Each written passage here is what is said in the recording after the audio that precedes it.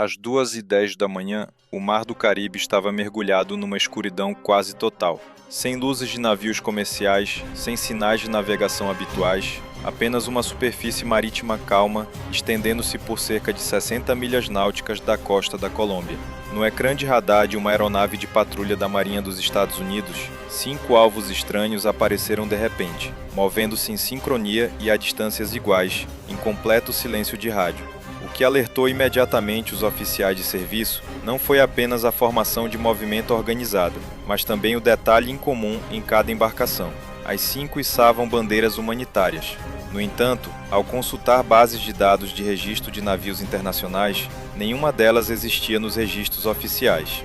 Estas embarcações ostentavam o nome de socorro, mas não tinham horários, códigos de identificação ou origens claras.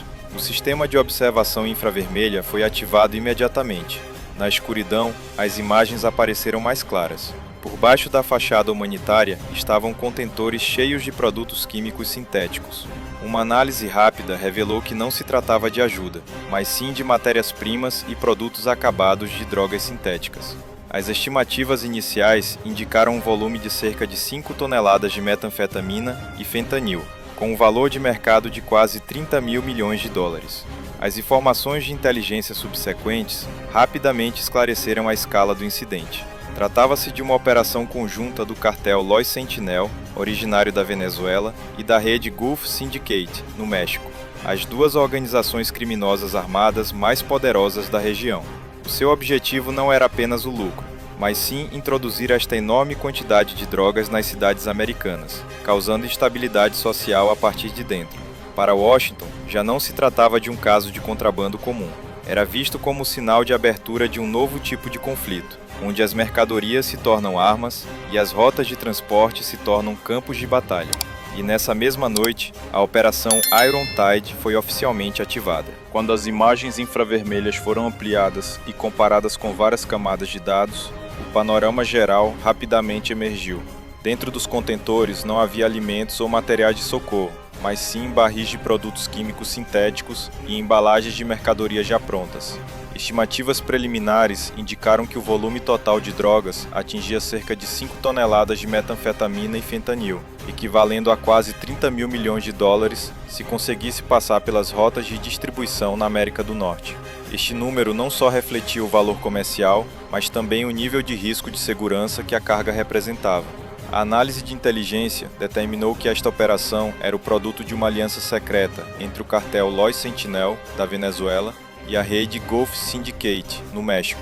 Duas organizações conhecidas pelo seu armamento pesado, disciplina tática e capacidade de operar transfronteiriça.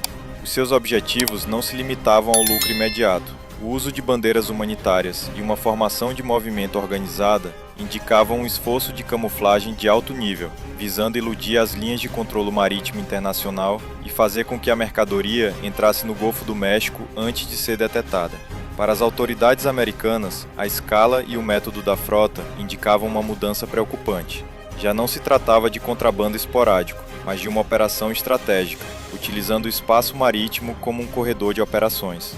A partir deste momento, o incidente foi elevado de crime transnacional para ameaça à segurança, forçando a Marinha dos Estados Unidos a preparar-se para um cenário de confronto direto no mar. Nas últimas horas antes do amanhecer, a Operação Iron Tide mudou oficialmente para o estado de combate. O navio de combate litoral USS Freedom recebeu ordens para ajustar o curso, acelerando para se aproximar da frota não identificada. A bordo, 2 helicópteros SH-60 Seahawk descolaram, enquanto um drone MQ-9 Reaper mantinha a vigilância de uma altitude de cerca de 6 mil metros, transmitindo continuamente dados dos alvos em tempo real.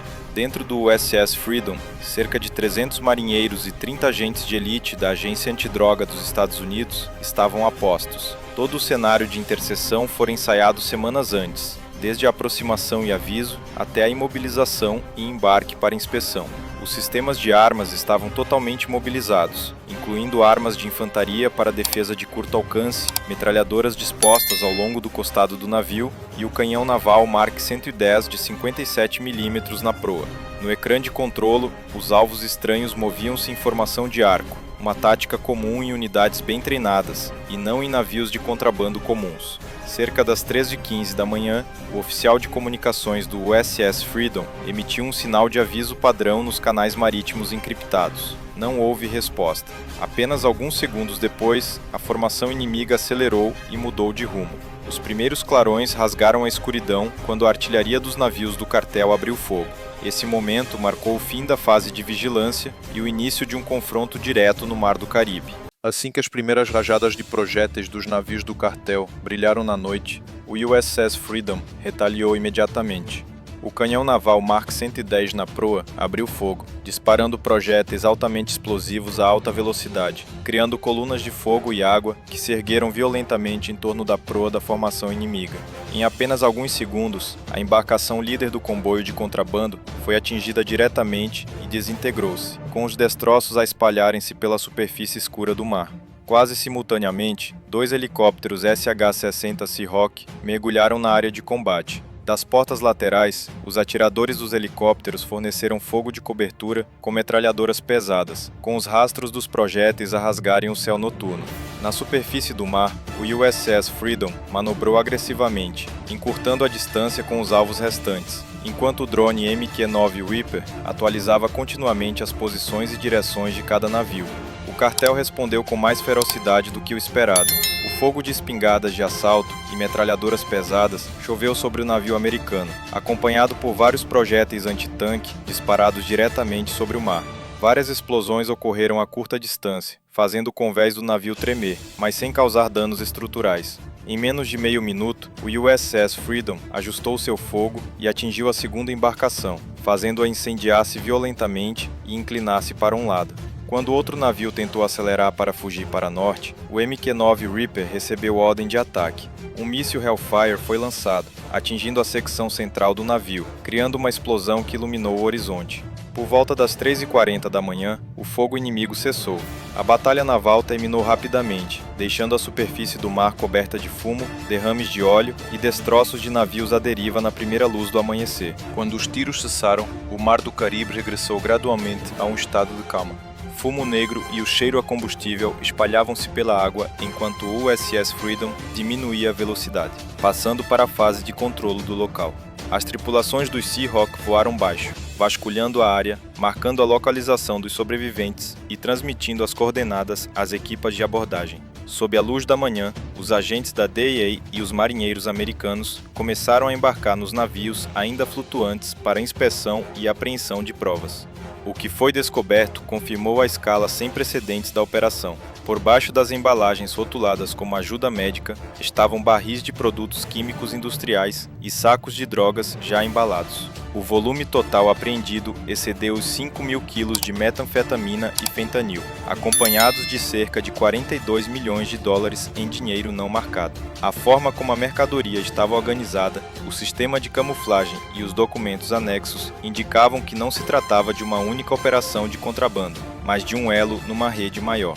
Em termos de pessoal, as autoridades americanas confirmaram que 43 atiradores do cartel foram mortos no confronto e outros 26 foram detidos. Todas as 5 embarcações da formação foram destruídas ou apreendidas. Pela primeira vez em décadas, a Marinha dos Estados Unidos teve de confrontar diretamente uma força não estatal equipada com armamento pesado e organizada com disciplina quase militar. Ao nascer do sol, os destroços dos navios em chamas refletiam uma luz alaranjada no horizonte, sinalizando que a vitória no mar era apenas o início de uma investigação mais abrangente. Apenas algumas horas após a batalha naval, a Operação Iron Tide entrou na fase 2.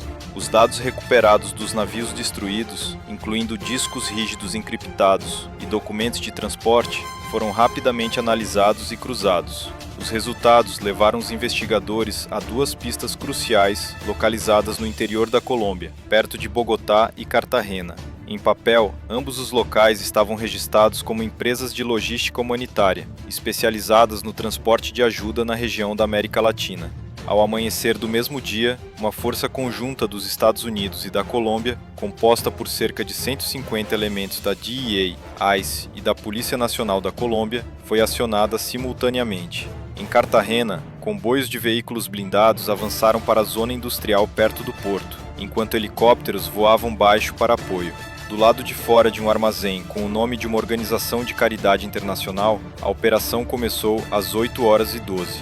Por trás da fachada legal estava um complexo fortificado com vários compartimentos subterrâneos, onde estavam tanques de aço, tubagens de pressão e reatores móveis capazes de sintetizar precursores de fentanil em ciclos de poucas horas. O confronto eclodiu imediatamente depois, quando cerca de 30 atiradores do cartel resistiram ferozmente. Após alguns minutos, o complexo foi completamente controlado. Em Bogotá, outra força de ataque invadiu simultaneamente um complexo logístico maior, onde os armazéns estavam ligados por túneis e portas reforçadas. O tiroteio durou dezenas de minutos antes que as forças de segurança assumissem o controle. No total, mais de 14 toneladas de precursores, 90 discos rígidos encriptados e ativos avaliados em centenas de milhões de dólares foram apreendidos, revelando um quadro claro de uma rede de produção de drogas de natureza industrial. Quando os discos rígidos encriptados e os documentos apreendidos em Bogotá e Cartagena foram decifrados, o panorama por trás da Operação Iron Tide gradualmente tornou-se claro. Os dados financeiros, contratos de transporte e registros técnicos revelaram que não se tratava apenas de uma rede de tráfico de drogas, mas de uma estrutura transnacional organizada como um sistema industrial completo. Esta rede ligava grupos criminosos a empresas de fachada, contas offshore e fornecedores de tecnologia com elementos relacionados ao setor de defesa. Alguns componentes e materiais apreendidos apresentavam características que só aparecem em contratos militares, levantando suspeitas sobre a cumplicidade de entidades fora do âmbito do crime comum. Os analistas observaram que o cartel tinha ultrapassado o modelo tradicional de contrabando. Operavam uma cadeia de abastecimento fechada, camuflada por atividades humanitárias, utilizando alta tecnologia e disciplina tática para proteger as rotas de transporte. Isso tornava indistinta a fronteira entre o crime organizado e as ameaças à segurança nacional. Para Washington, a vitória no mar e as incursões em terra eram apenas o primeiro passo numa confrontação mais longa, onde o foco não estaria apenas na força de fogo, mas também nas finanças, tecnologia e cooperação internacional. A Operação Iron Tide revelou uma nova realidade. As guerras modernas podem começar com sinais de radar, contentores de carga e transações bancárias, antes de os tiros serem disparados. Quando o Mar do Caribe regressou à calma, as grandes questões permaneciam em aberto. Redes semelhantes já existiam ou estavam a surgir noutros lugares. Quantas rotas de transporte camufladas sob o nome de ajuda ainda não tinham sido detectadas? E como os países teriam de mudar a sua abordagem de segurança perante este tipo de guerra híbrida sem fronteiras? Se deseja continuar a acompanhar análises mais aprofundadas sobre as operações militares e de segurança global que estão a moldar o mundo de hoje, subscreva o canal e ative as notificações. O que foi exposto na Iron Tide pode ser apenas a ponta do iceberg de um conflito silencioso ainda em curso.